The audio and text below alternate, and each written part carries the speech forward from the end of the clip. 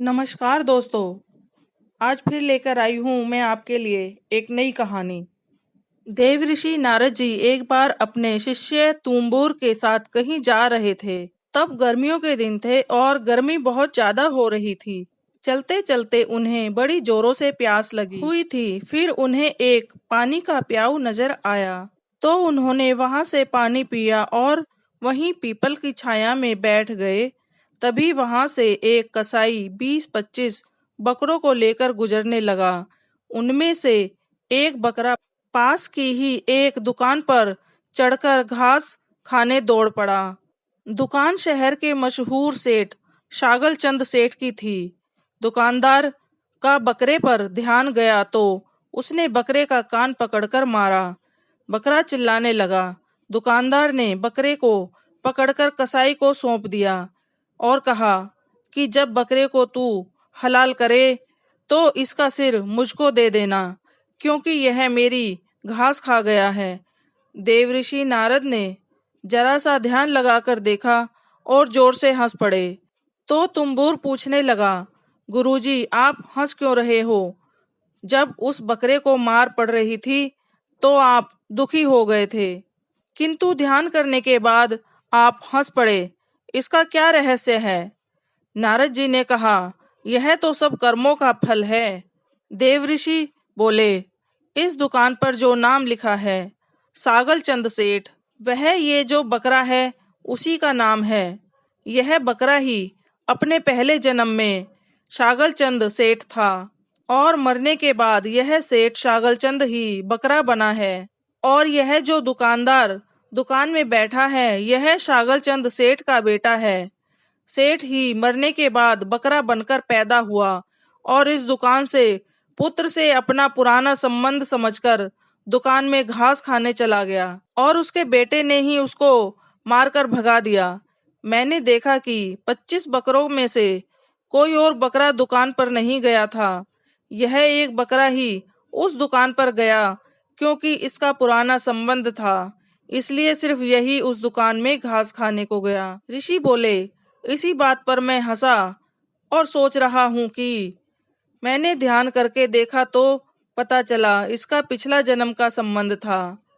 जिस बेटे के लिए शागलचंद सेठ ने इतना धन कमाया था, आज वही बेटा घास खाने नहीं देता उसको, और गलती से खा लिया है तो बकरे का सिर मांग रहा है। पिता की यह कर्म गति और मनुष्य के इसी मोह माया पर मुझे हंसी आ गई थी। मनुष्य का मोह भी कितना अजीब है। वह पैदा होता है, बचपन जीता है, जवानी मौज करता है और बुढ़ापे को फिर मरने तक ढोता है और जीवन भर कमाता है। जीवन भर रिश्तों के मोह में, धन दौलत के मोह में फंसा हुआ ही अपना पूरा जीवन व्यतीत कर देता है। तो दोस्तों, ये थी आज की कहानी। और भी नई नई अच्छी अच्छी कहानियां देखने और सुनने के लिए आप हमारे चैनल को सब्सक्राइब कीजिए और नई नई वीडियोस देखते रहिए। कहानी नंबर 2, कर्मों का फल किसको और कैसे मिलता है। एक राजा ब्राह्मणों के लिए महल में लंगर का आयोजन करके आंगन में भोजन पकवा रहा था। राजा का रसोइया खुले आंगन में भोजन पका रहा था। उसी समय एक चील अपने पंजे में एक जिंदा सांप को लेकर राजा के महल के ऊपर से गुजरी और तभी पंजों में दबे सांप ने अपनी आत्मरक्षा में चील से बचने के लिए अपने फन से जहर की फुंकार निकाली। और तब रसोइया जो लंगर ब्राह्मणों के लिए पका रहा था, उस लंगर में सांप के मुख से निकली हुई जहर की कुछ बूंदें उस खाने में गिर गई और इस बात का किसी को कुछ पता नहीं चला। फलस्वरूप वह ब्राह्मण जो भोजन करने आए थे, उन सबकी जहरीला खाना खाने से मौत हो गई। अब जब राजा को सारे ब्राह्मणों की मृत्यु का पता चला तो ब्राह्मण हत्या होने से उसे बहुत दुख हुआ। ऐसे में अब ऊपर बैठे यमराज के लिए भी यह फैसला लेना मुश्किल हो गया कि इस पाप कर्म का फल किसके खाते में जाएगा। नंबर 1, राजा जिसको पता ही नहीं था कि खाना जहरीला हो गया है, या नंबर 2, रसोइया जिसको पता ही नहीं था कि खाना बनाते समय वह जहरीला हो गया है, या नंबर 3, वह चील जो जहरीला सांप लिए राजा के महल के ऊपर से गुजरी। या नंबर 4, वह सांप जिसने अपनी आत्मरक्षा के लिए जहर निकाला था। बहुत दिनों तक यह मामला यमराज की फाइल में अटका रहा। फिर कुछ समय बाद कुछ ब्राह्मण राजा से मिलने उस राज्य में आए और उन्होंने किसी महिला से महल का रास्ता पूछा। उस महिला ने महल का रास्ता तो बता दिया, पर रास्ता बताने के साथ साथ ब्राह्मणों से यह भी कह दिया कि देखो भाई, जरा ध्यान से रहना, वह राजा आप जैसे ब्राह्मणों को खाने में जहर देकर मार देता है।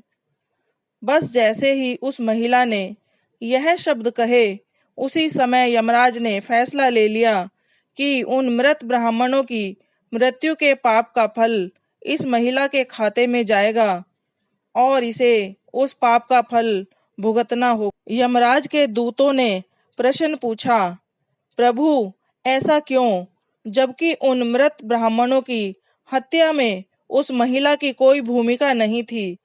तब यमराज ने कहा कि भाई देखो, जब कोई पाप करता है तब उसे बड़ा आनंद मिलता है, पर उन मृत ब्राह्मणों की हत्या से ना तो राजा को आनंद मिला, ना ही उस रसोइये को आनंद मिला, ना ही उस सांप को आनंद मिला और ना ही उस चील को आनंद मिला।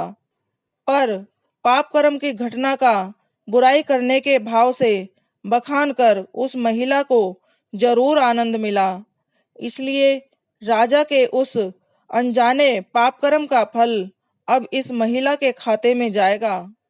बस इसी घटना के तहत आज तक जब भी कोई व्यक्ति जब किसी दूसरे के पाप कर्म का बखान बुरे भाव से करता है, तब उस व्यक्ति के पापों का हिस्सा उस बुराई करने वाले के खाते में भी डाल दिया जाता है। अक्सर हम जीवन में सोचते हैं कि हमने जीवन में ऐसा कोई पाप नहीं किया, फिर भी हमारे जीवन में इतना कष्ट क्यों आया। यह कष्ट और कहीं से नहीं, बल्कि लोगों की बुराई करने के कारण उनके पाप कर्मों से होता है, जो बुराई करते ही हमारे खाते में ट्रांसफर हो जाता है।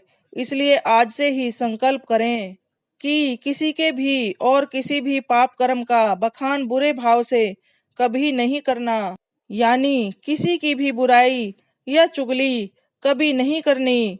और यदि फिर भी हम ऐसा करते हैं तो हमें ही इसका फल आज नहीं तो कल जरूर भुगतना पड़ेगा।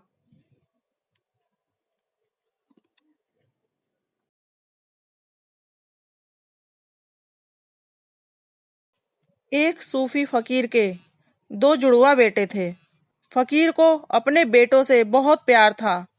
एक दिन फकीर रोज की भांति मस्जिद गया था। फकीर के दोनों बेटे और पत्नी घर पर थे। पत्नी अपने घर के काम में व्यस्त थी और दोनों बेटे घर के बाहर रास्ते में खेल रहे थे।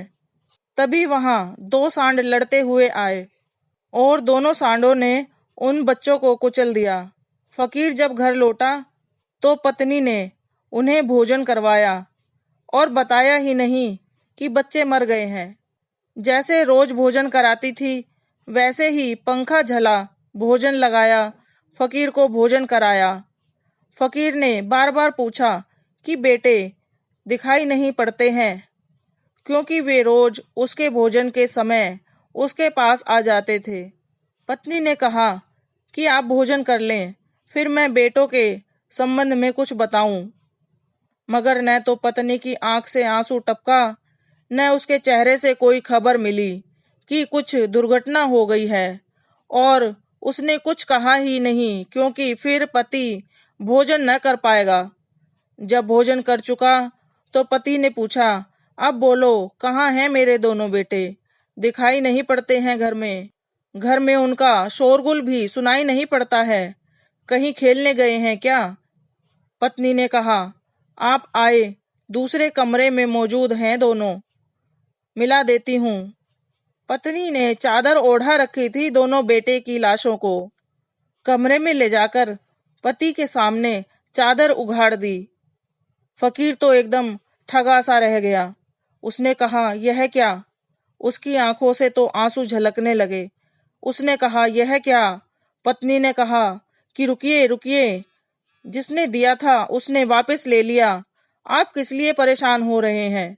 आपको मालूम है, कुछ दिनों पहले आपके एक मित्र तीर्थ यात्रा पर गए थे और अपने हीरे जवाहरात हमारे पास रख गया है। अभी मुझे खबर आई है कि वह आने वाला है। वह आएगा तो हीरे जवाहरात वापस ले जाएगा। तो हम रोएंगे क्या बैठकर? फकीर हंसने लगा। फकीर ने कहा कि मैं तो सोचता था तू साधारण गृहिणी है, लेकिन तू मुझसे आगे निकल गई। तूने मुझसे आगे की बात देखी। सच ही तो कहती है तू। उसकी अमानत थी, उसने वापस ले ली। हमारा क्या था? मैं भी तो तुमसे इतना ही कहता हूँ कि धन हो, पद हो, प्रतिष्ठा हो, कुछ भी हो, छोड़कर भागने को नहीं कह रहा हूँ, क्योंकि सब छोड़कर भाग जाओगे तो भागोगे भी कहाँ?